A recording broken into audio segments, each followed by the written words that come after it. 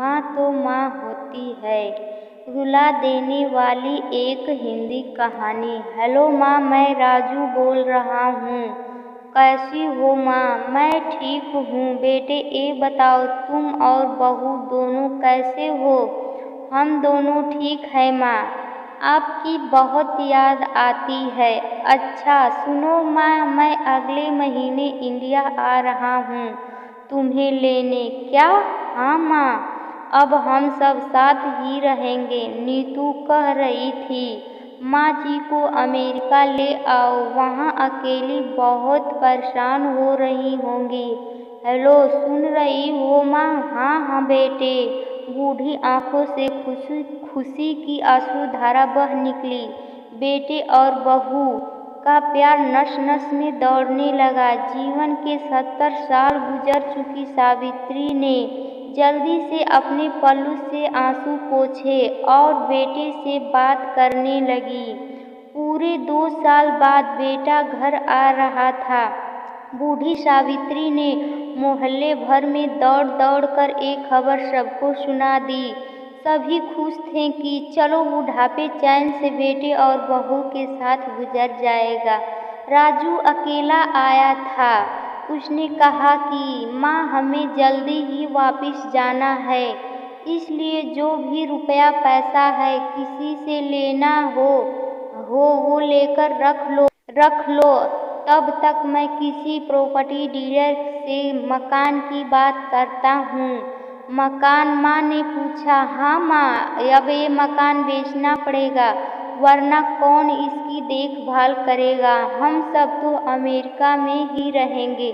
बूढ़ी आंखों ने मकान को कोने कोने को ऐसे निहारा जैसे किसी अबोध बच्चे को सहला रही हो।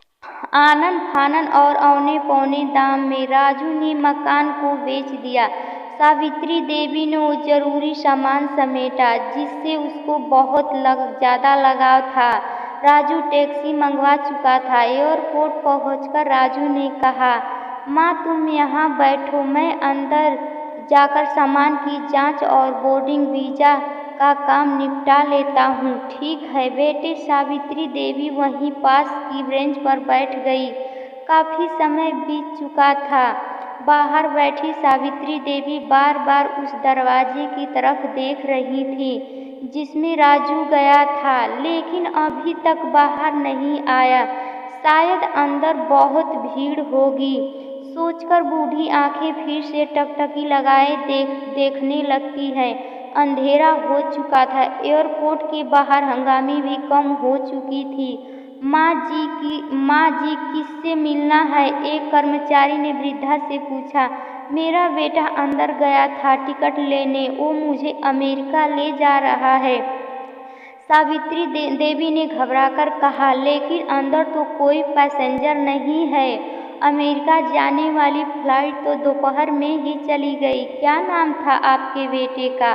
कर्मचारी ने सवाल किया। राजू। सावित्री के चेहरे पर चिंता की लकीरें उभर आई। कर्मचारी अंदर गया और कुछ देर बाद बाहर आकर बोला, माँ जी आपका बेटा राजू तो अमेरिका जाने वाली फ्लाइट से कब का जा चुका है। क्या? वृद्धा की आंखों से आंसुओं का सैलाब फूट पड़ा। बूढ़ी माँ का रोम रोम कांप उठा। किसी तरह वापस घर पहुँची जो अब बिक चुका था। रात में घर के बाहर चबूतरे पर ही सो गई। सुबह हुई तो दयालु मकान मालिक ने एक कमरा रहने को दे दिया। पति के पेंशन से घर का किराया और खाने का काम चलने लगा। समय गुजरने लगा। एक दिन मकान मालिक ने वृद्धा से पूछा, माँ जी क्यों न आप किसी अपने रिश्तेदार के यहाँ चली जाएं?